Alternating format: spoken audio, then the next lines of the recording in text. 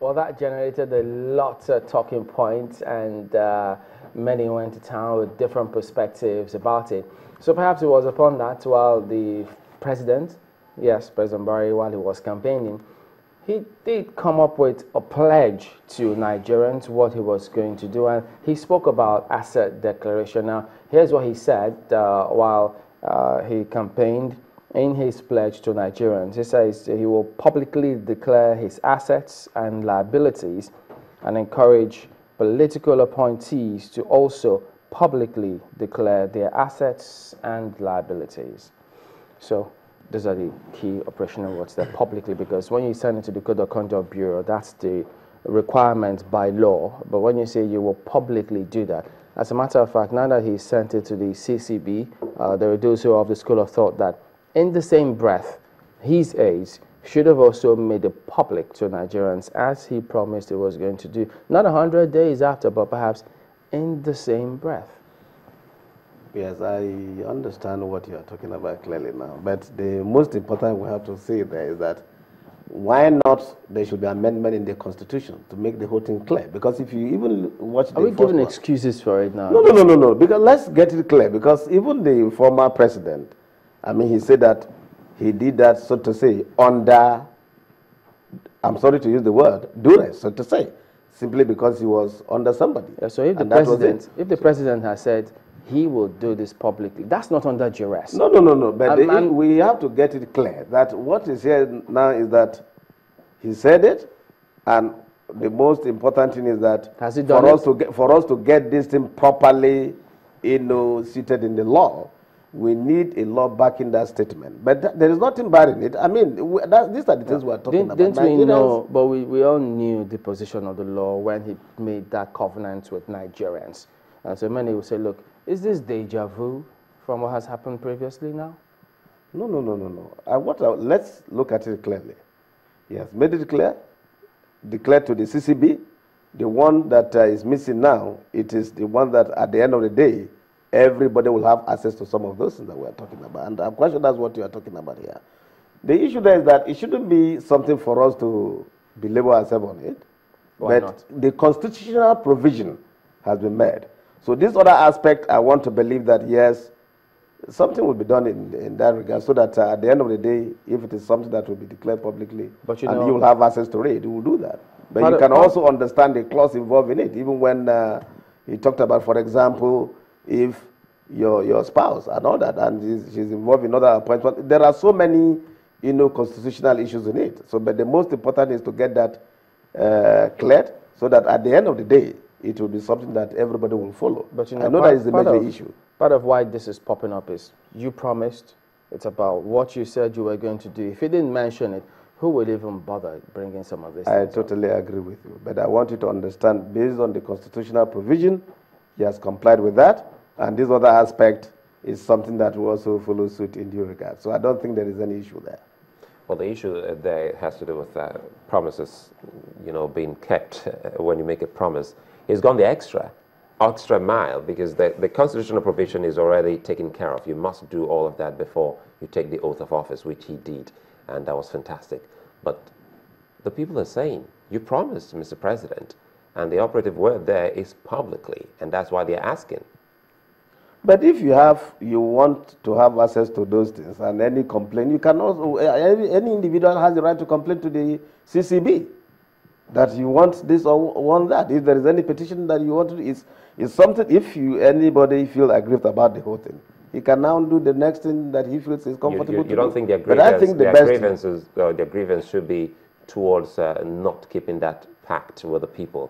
Because they're already aware that you can even activate the FOI Act to check and verify.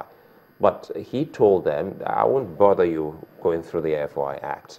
I'm going to do this publicly as a change agent, going away from the norm that we have seen over the years. And they're saying, Mr. President, we're waiting. Is it too much of asking from the people? There are so many issues before us in this country. And I think the most important is for us to see how we can get ourselves out of the major crisis that we have in the country, than for us to look at these other issues that are not thing to worry about that. All that. I don't think it's something that will, at the end of the day, through gradual intervention and all this, will demand for this. But there are major issues that we are talking about today. I mean, based on what you read on the newspaper and all that, you'll soon be out of the country to attend to some major issues. It's not easy to face challenges and all that. But the most important thing I want to believe, yes, it is something that once you make a statement, you live with that statement. And I don't think the man that I know will definitely jettison that. So he will definitely do something about that. Well, I'm just wondering, though, what exactly comes to your mind when a government says it intends to hit the ground running? What that comes to me in my mind is that the action plans or the action pack that you have with the governed, or in this case the electorate, so it's for us to try as much as we can for you to steadily put those things into practical terms. So it is not just to make a statement that says, this is what we are going to do, but the people also need to get you, to be involved in whatever you plan to do. Because like we're talking about, to hit the ground running, meaning that this, let's say sector by sector, this is what we are going to do in education. And on the basis of that, we all have to make sure that the characters that will be involved in that are ready to make sure that the action plan, based on their own manifestos and all this, because for the people to vote for you, it is based on your manifestos. It was because they buy into your manifestos, and that was the more reason why you got to power and all that. So the most important, those promises you made, is what you have to try as much as you can to now hit the ground running by fulfilling those things effectively for them. So that is just it. And I want to believe that these things will be done effectively. And that is it. How much time are you giving this administration to get its own machinery in place? This is a 4 years administration period.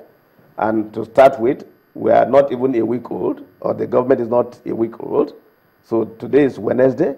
And I want to believe that we all have to be patient. It is not easy. But all I know that whether we like it or not. I understand that yes, you're being very generous in yes, terms of the patience that you're going to be given. I'm yes, simply saying, how much time are you going to give?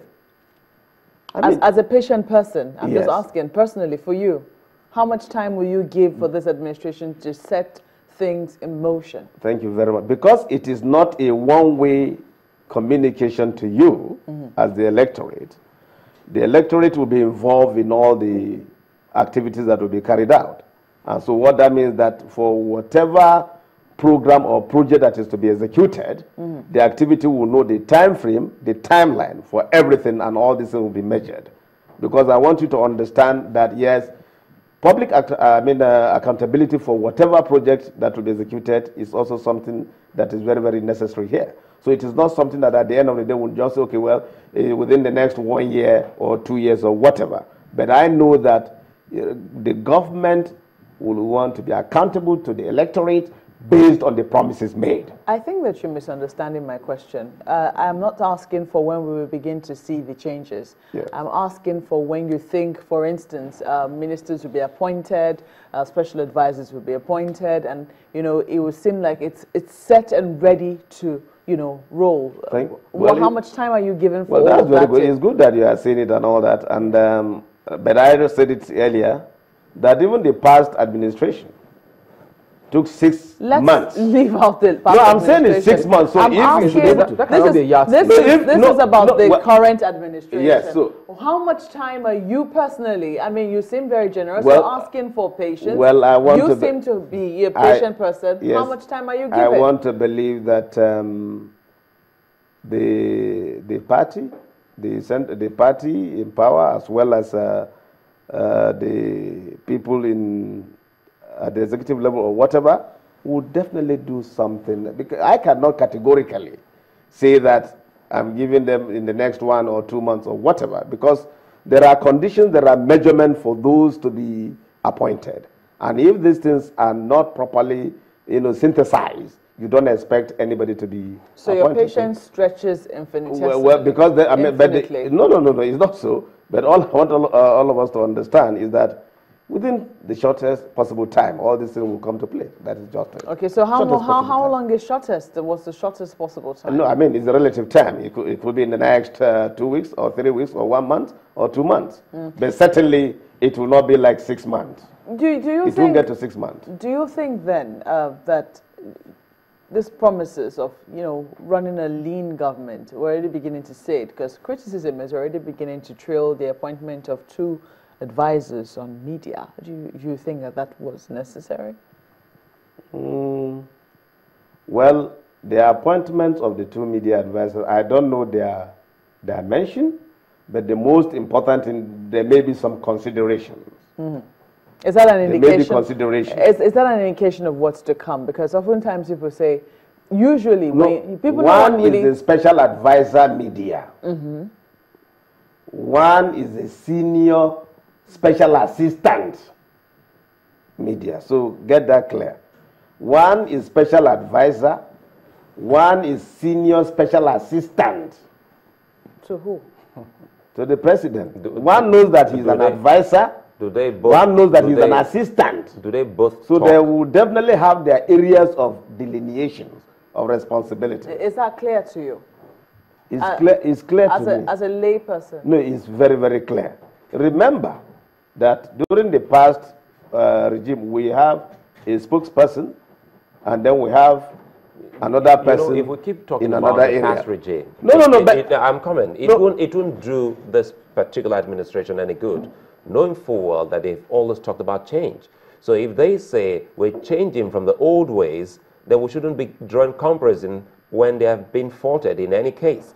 I think Marco has a point. If they say they want to cut the cost of governance, and we're having 2 people, perhaps more will come that will be talking to the public, whether you're an advisor, a senior, or junior, or whatever name, but in the media, don't you think that they haven't been able to sort that out before the people?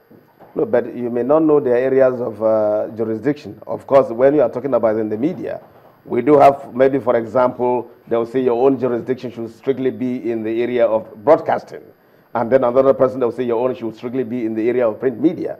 You don't know what is there, but you need to understand it depends on the kind of outline given to the appointment and all that.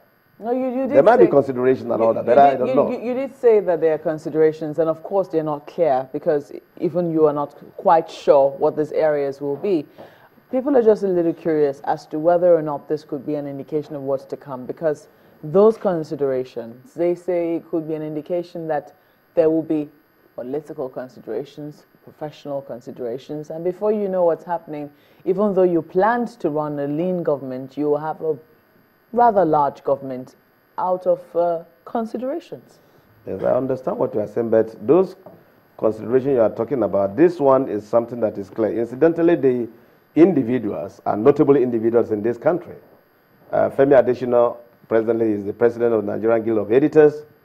Garba Shehu was the former, for the past 16 years ago, he served as the president of the Nigerian Guild of Editors. So in terms of experience and competence and all that, they are very competent to carry out their responsibility. You may not know, and Nigeria is great. So the most important thing, the more, the merrier in implementing the change agenda. Just hang on. So the 2 of them can effectively handle the change agenda. We'll let you conclude your thoughts in a minute, but we need to just quickly go over for another look at the headlines with Imana Amawe.